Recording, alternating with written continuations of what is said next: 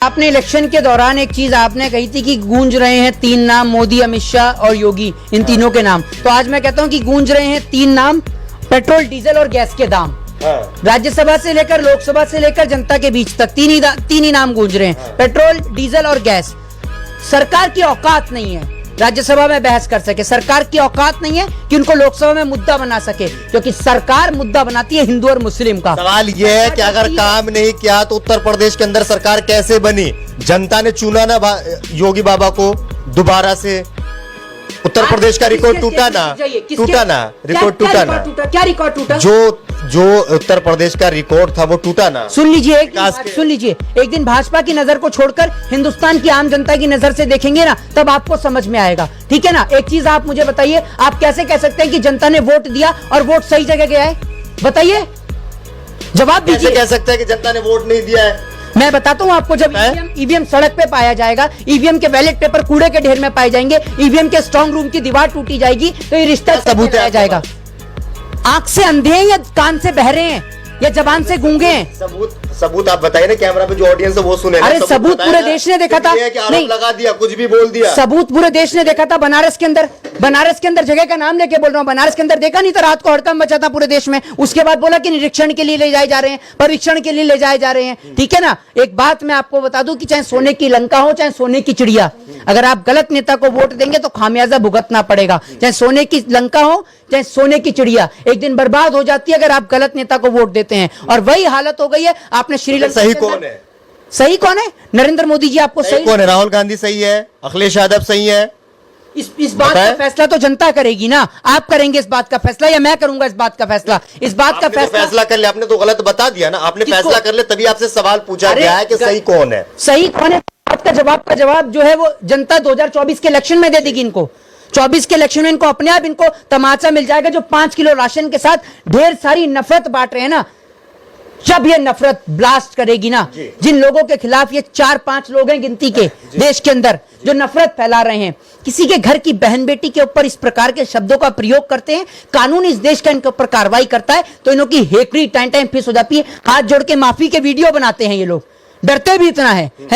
आप इस देश के अंदर 20 सेंचुरी में रहते हैं, 22 सेंचुरी में रहते हैं, आपको पछतावा? आप डर गए, आप इस देश के अंदर डर गए। आपको दिख गया कि सरकार आपको बंद करके आपका ऑड और इवन दोनों सुझाएगी, ठीक है ना। तो आप इस बात को याद रखिए। मानते हैं कि भाजपा सरकार में जो गुंडा है वो डरते हैं। भाजपा की आपने कहा कि वो डर गए। भाजपा की सरकार की तरफ से होती है। नरसिंहानंद के ऊपर कहां से हुई थी एफआईआर दर्ज? नरसिंहानंद के ऊपर कहां से हुई थी एफआईआर दर्ज? एक तरफ आप आरोप लगाते हैं ना कि इन्हें सरकार से डर है, ना कानून से डर है। दूसरी तरफ अभी आप कह रहे हैं कि वो डर गए। भाजपा की सरकार तो मतलब भाजपा की सरकार से डर गए, ये कह रहे हैं। हर जगह पुलिस सेंटर के अंडर होती है। कहां का सेंटर के अंडर है बता दीजिए, हैं? कहां से पढ़े आप? नॉलेज है आपके पास?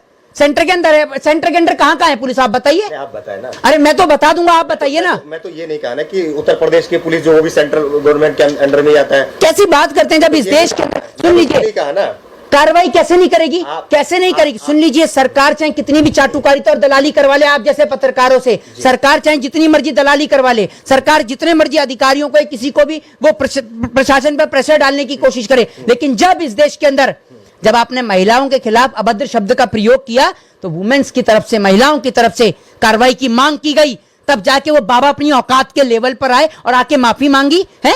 क्यों डर गए आप?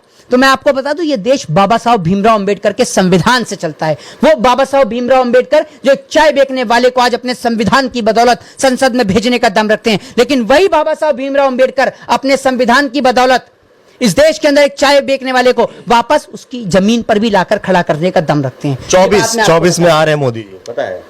आप कैसे कह सकते हैं? आपको मोदी जी कैसे कह सकते हैं? भरोसा है भाजपा वाले कह रहे हैं, जो भाजपा, एक मिनट, भाजपा वाले वो कह रहे हैं कि हमारे जो प्रधानमंत्री, हमारे जो मोदी जी हैं, उन मोदी जी को वो लोग शेर भी कहते हैं एक तरीके से कि हमारे शेर है, ये मजबूत नेता है पूरे वर्ल्ड में।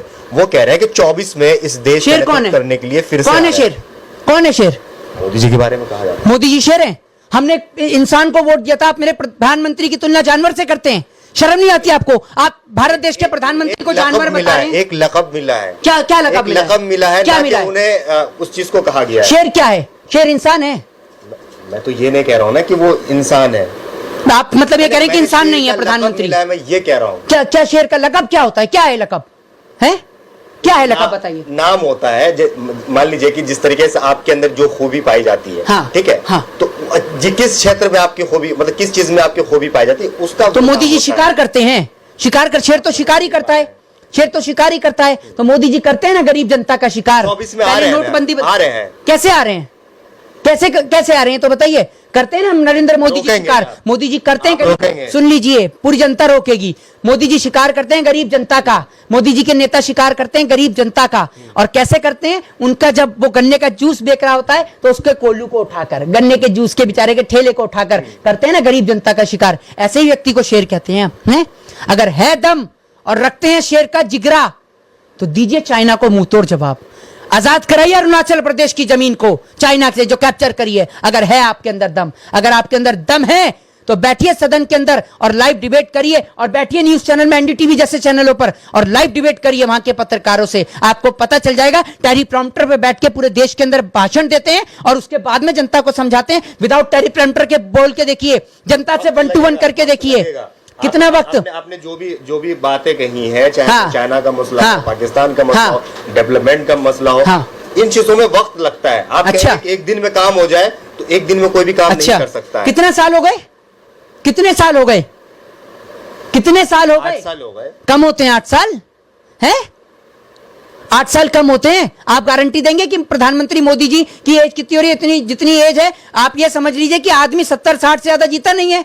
आप कह रहे हैं वक्त, कितना वक्त चाहिए, कितना समय चाहिए? 8 साल दिए ना जनता ने, कितना दे जनता है? और बदले में आपने क्या दिया? नोटबंदी, जिससे देश की जनता परेशान हो गई, देश का व्यापार ठप हो गया। जीएसटी, जिसने इस देश की इकोनॉमी का नाश पीट के रख दिया, व्यापारी भाइयों का गला घोट के रख दिया। आपने क्या दिया बदले में इस देश को?